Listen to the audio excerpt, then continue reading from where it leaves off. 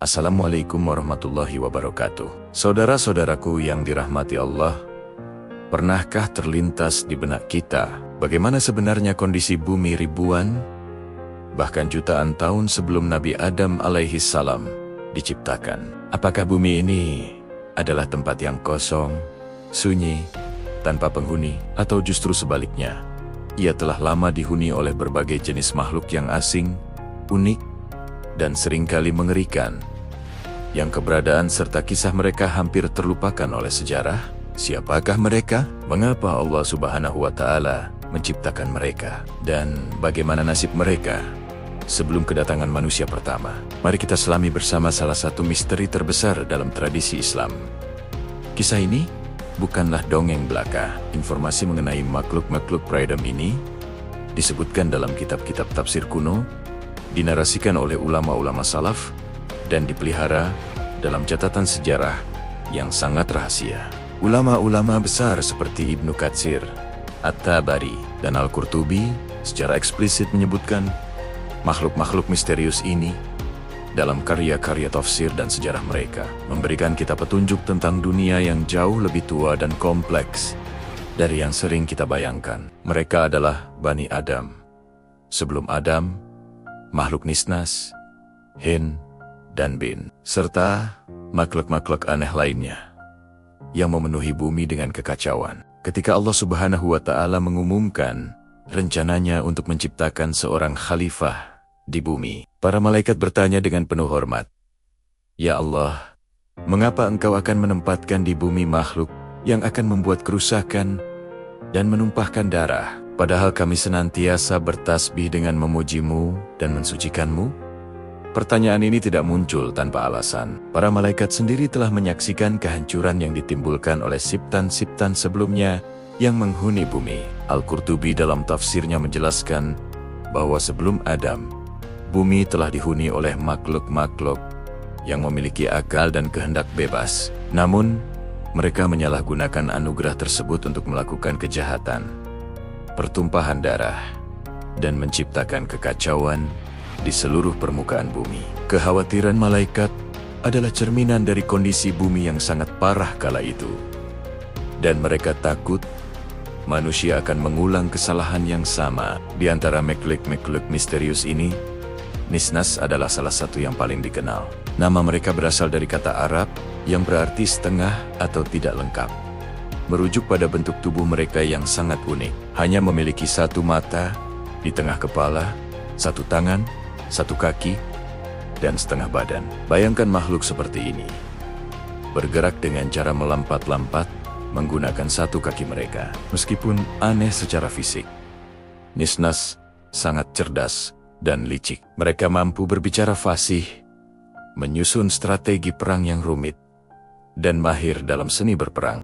Namun, kecerdasan mereka justru mendorong mereka pada kehancuran. Mereka terlibat dalam konflik tanpa akhir, mengubah bumi menjadi medan perang berdarah. Nisnas hidup dalam kelompok besar, membangun kota-kota rumit, dan beradaptasi dengan berbagai lingkungan. Namun, selalu condong pada kekerasan dan peperangan. Selain Nisnas, ada juga Hin dan Bin yang disebut sebagai nenek moyang jin. Hin diciptakan dari api yang sangat panas, sementara Bin dari api yang lebih sejuk. Keduanya memiliki kemampuan supernatural luar biasa.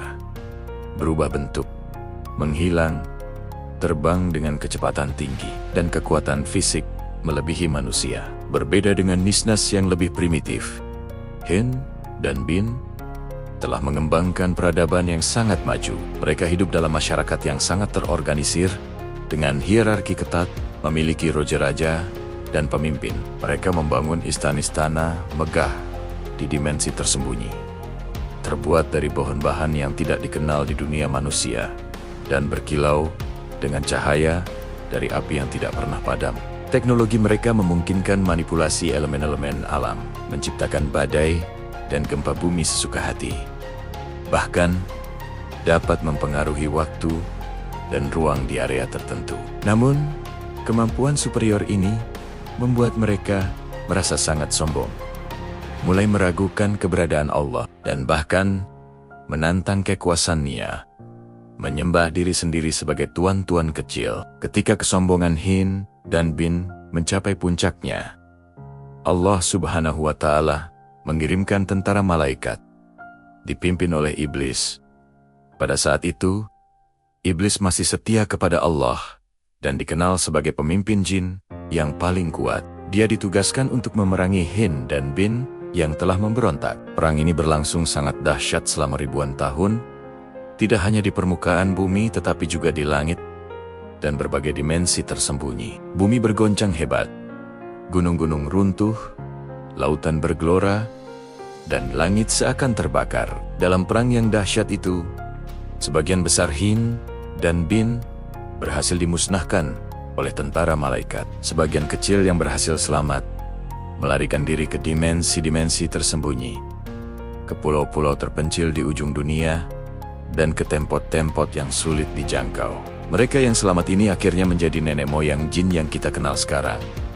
Namun kekuatan mereka sudah sangat berkurang dibandingkan dengan para pendahulu mereka. Kemenangan ini justru memicu kesombongan iblis, yang kelak menjadi penyebab kejatuhannya ketika menolak bersujud kepada Adam alaihi salam setelah Hin dan Bin dikalahkan. Allah Subhanahu wa Ta'ala juga menghukum Nisnas karena kekejaman dan kerusakan yang telah mereka ciptakan di bumi. Sebagian besar Nisnas dimusnahkan melalui berbagai bencana alam dahsyat, termasuk gempa bumi luar biasa yang mengguncang bumi selama berbulan-bulan dan menelan kota-kota mereka, serta banjir besar yang melanda seluruh permukaan bumi. Namun, tidak semua Nisnas musnah. Beberapa kelompok kecil berhasil selamat dan bersembunyi di tempot-tempot terpencil. Mereka yang selamat ini mengalami perubahan drastis menjadi makhluk yang pemalu dan menghindari kontak dengan makhluk lain. Trauma kehancuran peradaban mereka membuat mereka hidup dalam ketakutan konstan dan tidak pernah lagi berani membangun peradaban besar. Menurut beberapa riwayat At-Tabari, sisa-sisa Nisnas ini masih dapat ditemukan hingga masa-masa awal Islam di gua-gua tersembunyi atau hutan lebat dengan penampilan yang lebih primitif. Selain Nisnas, Hin, dan Bin, ada makhluk lain seperti Gilan, pengubah bentuk yang menipu pelancong, dan Shi, makhluk besar mirip Nisnas, namun lebih ganas, dengan kekuatan supernatural menakutkan. Gilan adalah pengembara lihai dalam penyamaran, memangsa apa saja. Shi agresif, teritorial, memiliki kekuatan fisik luar biasa, dan sihir berbahaya. Semua makhluk ini hidup di era yang sama, terlibat konflik satu sama lain, menjadikan bumi tempat yang sangat berbahaya, penuh peperangan, kekerasan, dan kekacauan. Tidak ada perdamaian, tidak ada keharmonisan, dan tidak ada makhluk yang dapat hidup dengan tenang. Setiap hari adalah pertempuran untuk bertahan hidup, dan hanya yang terkuat serta terliciklah yang dapat bertahan. Kondisi bumi yang kacau dan penuh kekerasan ini membuat Allah Subhanahu wa Ta'ala memutuskan untuk melakukan perubahan besar. Dia memutuskan untuk menciptakan makhluk baru yang akan menjadi khalifah di bumi. Makhluk yang akan memiliki kemampuan untuk menciptakan kedamaian, membangun peradaban yang beradab, dan menyembah Allah dengan benar. Makhluk ini adalah manusia. Dan yang pertama diciptakan adalah Adam alaihi salam. Malaikat yang khawatir dijawab oleh firman Allah. Sesungguhnya, aku mengetahui apa yang tidak kamu ketahui. Proses penciptaan Adam alaihi salam sangat berbeda dari penciptaan makhluk-makhluk sebelumnya. Allah Subhanahu wa Ta'ala mengumpulkan tanah dari berbagai penjuru bumi, mencampurnya dengan air hingga menjadi lumpur yang lengket, kemudian membentuknya menjadi sosok manusia yang sempurna. Setelah itu, Allah mengeringkan bentukan tanah tersebut hingga menjadi tanah liat yang berbunyi ketika disentuh, dan akhirnya Allah meniupkan roh siptonannya ke dalam jasad tersebut. Menjadilah Adam alaihi salam, manusia pertama. Manusia diciptakan dengan fitrah yang suci, kemampuan untuk memilih antara kebaikan dan kejahatan, dan potensi untuk mencapai tingkat spiritual yang tinggi, dibekali dengan nabi dan rasul sebagai pembimbing. Ketika Adam diciptakan, seluruh alam semesta diperintahkan bersujud kepadanya sebagai penghormatan. Para malaikat patuh, tetapi iblis menolak karena kesombongan. Berargumen bahwa ia lebih mulia karena diciptakan dari api, sementara Adam dari tanah. Penolakan ini menjadi awal kejatuhan iblis yang dikutuk dan diusir dari surga. Namun, diberi kesempatan untuk menggoda manusia hingga hari kiamat. Ini menandai awal pertempuran abadi antara kebaikan dan kejahatan. Nasib makhluk-makhluk pra-Adam setelah penciptaan manusia sangat beragam. Sebagian besar dari mereka punah atau berevolusi menjadi makhluk-makhluk lain yang kita kenal sekarang. Jin, misalnya, adalah keturunan dari Hin dan Bin yang selamat. Namun, kekuatan mereka sudah sangat berkurang. Nisnas yang tersisa berevolusi menjadi makhluk yang lebih primitif dan kehilangan sebagian besar kecerdasan mereka. Dengan beberapa ahli tafsir berpendapat bahwa beberapa hewan primata mungkin adalah keturunan jauh dari Nisnas. Gilan dan makhluk pengubah bentuk lainnya menjadi sangat langka dan lebih memilih bersembunyi. Bahkan, ada laporan tentang pertemuan sahabat Nabi dengan sisa-sisa makhluk aneh pra-Adam di masa awal Islam, menambah lapisan misteri pada kisah ini. Dari kisah yang mendalam ini, kita bisa mengambil banyak pelajaran berharga. Pertama, kebijaksanaan Allah, penciptaan makhluk sebelum Adam, adalah bagian dari rencana sempurna Allah dalam mempersiapkan bumi untuk kedatangan manusia sebagai khalifah yang memiliki tanggung jawab khusus. Kedua, bahaya kesombongan dan keangkara murkaan. Semua makhluk pra-Adam dan iblis mengalami kehancuran atau kejatuhan karena kesombongan dan keingkaran mereka terhadap Allah. Hin dan Bin hancur karena kesombongan yang membuat mereka merasa tidak perlu Allah. Nisnas punah karena kekerasan dan kekejaman, dan iblis jatuh dalam laknat karena kesombongannya menolak perintah Allah. Ketiga, keistimewaan manusia. Meskipun makhluk-makhluk sebelum manusia memiliki kekuatan fisik dan kemampuan supernatural yang luar biasa, mereka gagal menjadi khalifah yang baik karena tidak memiliki fitrah yang benar dan bimbingan spiritual yang tepat. Manusia, meskipun secara fisik lebih lemah, dibekali dengan akal yang sempurna, hati nurani yang bersih, dan fitrah yang suci, yang memungkinkan mereka untuk mencapai tingkat spiritual yang tinggi. Keempat, pentingnya bersyukur dan taat. Kisah ini memperingatkan kita tentang pentingnya selalu bersyukur dan taat kepada Allah. Makhluk-makhluk pra-Adam diberikan anugerah luar biasa oleh Allah, tetapi mereka tidak bersyukur dan justru menggunakan anugerah tersebut untuk melawan Allah.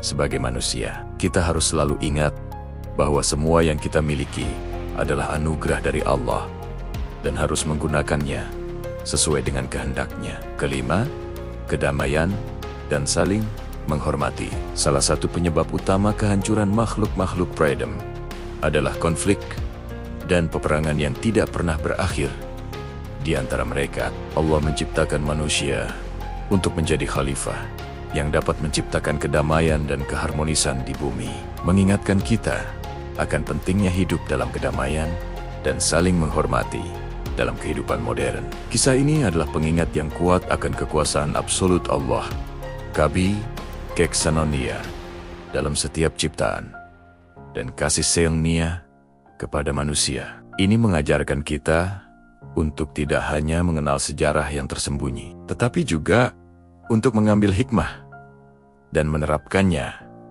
dalam kehidupan sehari-hari. Dengan merenungkan pelajaran dari makhluk-makhluk yang gagal, kita diharapkan dapat menjadi manusia yang lebih baik, menggunakan anugerah akal dan kehendak bebas untuk beribadah kepada Allah, berbuat kebaikan kepada sesama, dan menjaga kelestarian alam semesta yang telah dipercayakan kepada kita, sehingga kita dapat memenuhi peran sebagai khalifah yang sejati dan memperoleh keberkahan di dunia dan akhirat. Wassalamualaikum warahmatullahi wabarakatuh.